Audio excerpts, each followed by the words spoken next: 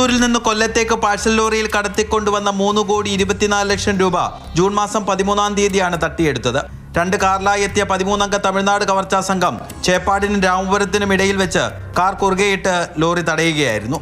Police ഉദ്യോഗസ്ഥരാണെന്ന് ഡ്രൈവറെ തെറ്റിദ്ധരിപ്പിച്ച് പണവുമായി കടന്നുകളഞ്ഞു. കേസിൽ തിരുട്ട് ഗ്രാമത്തിൽ നിന്നുൾപ്പെടെ 8 പ്രതികളെ കേരള പോലീസ് സാഹസ്യമായി പിടികൂടിയിരുന്നു.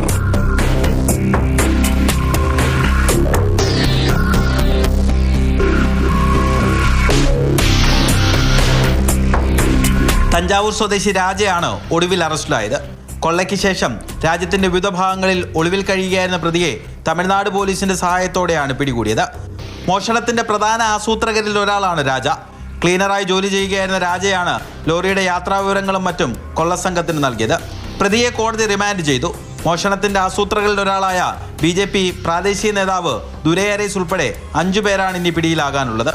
കൊല്ലം സ്വദേശിയായ അപ്പാസ് രാമചന്ദ്ര സെട്ടിൻ്റെതായിരുന്നു പണം. ബിസിനസ് ആവശ്യങ്ങൾക്കായി കോയമ്പത്തൂരിലുള്ള അമ്മാവൻ കൊടുത്തയച്ചതാണ് വലിയ തുകയെന്നായിരുന്നു ഇയാളുടെ മൊഴി. മാതൃഭൂമി ന്യൂസ്, ആലപ്പുഴ.